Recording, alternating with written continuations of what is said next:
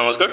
তো class 10 chapter 1 যিটো reaction আমি এইবাৰ চাম হা এই ৰিয়েকশ্যনটো বহুত ইম্পৰ্টেণ্ট ৰিয়েকশ্যন এই ৰিয়েকশ্যনটোৰ পৰা প্ৰায় কুৱেশ্যন সোধে ঠিক আছে ক্লাছ 10 60% টাইম এইটো কুৱেশ্যন প্ৰায় সোধে ঠিক আছে তো কুৱেশ্যনটো কি দিয়া আছে iron ৰাষ্টেড when it comes in touch of air লোহা যেতিয়া মুকলি বায়ুৰ সংস্পৰ্শত ৰখা হয় এইটোত কি হয় মামৰে ধৰে ঠিক আছে তো কুৱেশ্যনটো বুজি পালোঁ এই কুৱেশ্যনটো বহুত প্ৰকাৰে সোধে মুঠৰ এইটো মামৰে ধৰা ৰিয়েকশ্যনটো প্ৰায় সোধে তো সবচে ফাৰ্ষ্ট চাওঁ আমি যে এতে চাওক এতে আমাক দিয়া নাই যে ৰিয়েকশ্যনটোৰ আগত কি আছিল ৰিয়েকশ্যনটোৰ পিছত কি আছিল এতে বাছ আমাক দিয়া আছে ৰিয়েকশ্যনটো কি মামৰে ধৰা ৰিয়েকশ্যনটো লিখিব পাৰিছে তো সবচে ফাৰ্ষ্ট আমি চাওঁ যে মামৰে ধৰাৰ কাৰণে সবচে ফাৰ্ষ্ট কি থাকে সবচে ফাৰ্ষ্ট কি থাকে আইৰণ বুজি লোৰ লগত কোনে ৰিয়েক্ট কৰে মুকলি বায়ু আচ্ছা মুকলি বায়ু ৰিয়েক্ট নকৰে মুকলি বায়ুত থকা কোনে ৰিয়েক্ট কৰে ওয়াটাৰে ৰিয়েক্ট কৰে মুকলি বায়ুত থকা ওয়াটাৰ মলিকিউলে ঠিক আছে মুকলি বায়ুত থকা পানীৰ বাষ্পই ৰিয়েক্ট কৰে তাতে কি হ'ব পানী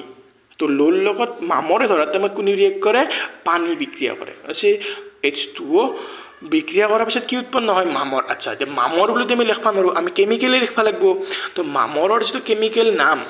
সেইটো মনত ৰাখিব কিছুমানত দি দিয়ে কিছুমানত দি নিদিয়ে তো সেইটো কি হ'ব আপোনাৰ ফেৰিক অক্সাইড সেইটো কি হ'ব আপোনাৰ ফেৰিক অক্সাইড আছে ফেৰিক অক্সাইড আছে তো এইটো হ'ব আপোনাৰ ফেৰিক অক্সাইড নেক্সট আৰু ইয়াতে কি উৎপন্ন হয় তাৰ লগত আৰু এটা বস্তু উৎপন্ন হয় সেইটো হ'ল কি হাইড্ৰজেন গেছ H2 গেছ ঠিক আছে এইটো কি হ'ব আপোনাৰ হাইড্ৰজেন গেছ উৎপন্ন হয় এইটো কেতিয়াবা মানে গোটেইকেইটা নাম দিয়ে থাকে নৰ্মেলি গোটেইকেইটা নাম দিয়া নাথাকেও কিছুমানত তো নাও চাওঁ আইৰণৰ সংকেত কি আছিল Fe Fe নাও Fe কি হয় Fe to metal না non metal Fe to hall metal ধাতু তো ধাতু হল লাগলে Fe to কি হল আপনার সিঙ্গেল থাকব নেক্সট পানির ওয়াটাৰৰ মলি হেৰিটো কি আছিল সিম্বলটো কি আছিল H2O আছে ওয়াটাৰৰ সিম্বলটো H2O এটো মনত ৰাখিব নেক্সট ফেৰিক অক্সাইড চাও ফেৰিক অক্সাইড ফাৰ্ষ্ট ফেৰিক মানে আইৰণ আছে আইৰণ অক্সাইড বুলি কয় ফেৰিক অক্সাইড বুলি কয় তো নাও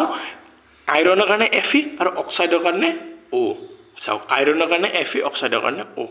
নাও আইৰণৰ ভ্যালেন্সি কিমান আইৰণৰ ভ্যালেন্সি 3 কিন্তু মামৰে ধৰা কেছটোত আইৰণৰ ভ্যালেন্সি হৈ যায় 4 সেইকাৰণে ফেৰিক অক্সাইড বুলি নকয় কিনে ফেৰাছ অক্সাইড বুলি কয় নৰ্মেলি এটোৰ নাম কি ফেৰাছ অক্সাইড ফেৰিক অক্সাইড নহয় ফেৰিক অক্সাইড হলে কি হ'ব আপোনাৰ Fe2O3 অক্সিজেনৰ 2 আইৰণৰ 3 কিন্তু মামৰে ধৰা কেছটোত কি হৈ যায় আইৰণৰ 4 হৈ যায় আৰু অক্সিজেনৰ কি হৈ যায় 3 হৈ যায় অক্সিডেশন ষ্টেট টু 1 বাঢ়ি যায় এটো কেনকে বাঢ়ে এটো পিছত জানি আমি বাস নাও মামৰে ধৰা কেছটোত আমি এটো মনত ৰাখিম এটো অকল মামৰৰ কেছতে হয় তো এইটো আমি মনত ৰাখিম Fe3O4 নৰ্মেলি আইৰণৰ ভ্যালেন্সি 3 আইৰণৰ যোজতা 3 কিন্তু মামৰে ধৰা কেছটোত 4 হৈ যায় অক্সিজেনৰ ভ্যালেন্সি নৰ্মেলি 2 কিন্তু এতে 3 হৈ যায় আছে তো ferrous oxide plus hydrogen gas আর হাইড্রোজেন টু গ্যাস তো হি একলাই থাকব মানে হি কি থাকব দুটাত থাকব একলাই থাকলি সাম যে হি মেটেল না নন মেটেল কাবাৰ লগত থাকলি মেটেল না নন মেটেল চাওয়াৰ দৰকাৰ নাই কাবাৰ লগত থাকলি আমি সদায় ভ্যালেন্সি চাম কাবাৰ লগত থাকলি সদায় আমি কি চাম যোজ্যতা চাম আছে তো নাও আমি সিম্বলত লিখি ললো হল এতিয়া আমি এটুক ব্যালেন্স কৰিম ব্যালেন্স কেনকে কৰিম চাও এতে কি আছে Fe আইৰণ এতে কেইটা আছে এটা এতে আইৰণ আছে এটা এতে আইৰণ কেইটা আছে তিনটা এই 4টো অক্সিজেনৰ লগত আছে এই 3টো আইৰণৰ লগত আছে তো আইৰণ কেইটা তিনটা এতে আইৰণ আছে এটা তো আইৰণটো ব্যালেন্স কৰাৰ কাৰণে এতে দিলু মই কিমান 3 হল তিনটা মিলিল আচ্ছা এতে অক্সিজেন কেইটা 4টা এতে অক্সিজেন কেইটা এটা তো এইটোত আমি তলত দিবা নোৱাৰো আমি হদা আগফালে দিবা লাগিব 7টা অক্সিজেন মিলি গেল মিলাৰ লগে কি হৈ গেল যে এতে হাইড্ৰোজেন দুটা আছিল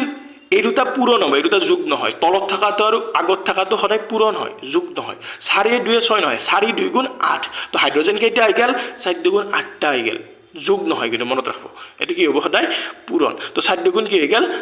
8 তো হাইড্রোজেন 8টা হৈ গেল এতে দুটা আছে তো এতেও মই 4 দি দিলো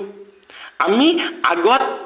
যিকোনো দি কিনে নাম্বার দি কিনে ব্যালেন্স কৰিব লাগিব হৈছে আমি ব্যালেন্স কৰাৰ কাৰণে আগত যিকোনো নাম্বাৰ দিবা পাৰি কিন্তু তলত দিবা নোৱাৰো মনত ৰাখিম আৰু তলত থাকাটো আৰু আগত থাকাটো সদায় পূৰণ হ'ব আচ্ছা যদি মই এতে 2 দিলু হয় যদি দিলু হয় এতে দিবা নালগে যদি মই এতে 2 দিলু হয় তেন এই 2টো Fe পালা হয় অক্সিজেনও পালা হয়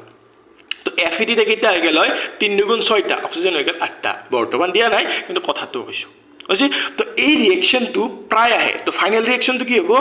3 Fe 3টা আইৰণ আৰু 4টা ৱাটাৰ 4টা পানী মিক্স হৈ কিনে এটা কি হয় মামৰৰ অণু হয় Fe3O4 এটা মামৰৰ অণু হয় আৰু 4টা কি হয় হাইড্ৰোজেন গেছৰ অণু হয় বুজি তো এইটো ফাইনাল ৰিয়েকশন আৰু এই ৰিয়েকশনটো প্ৰায় নৰমালি 60% টাইম আপনাৰ পৰীক্ষাত সুধে ফিক্স যদি ক্লাস 10ত চেপ্টাৰ 1ৰ ওপৰত 10টা পৰীক্ষা হয় দেন 6টা পৰীক্ষাত এই কোৱেশ্চনটো প্ৰায় সুধে বুজি কেতিয়াবা গোটেইকেইটা দি দিয়ে কেতিয়াবা গোটেইকেইটা দি নেদে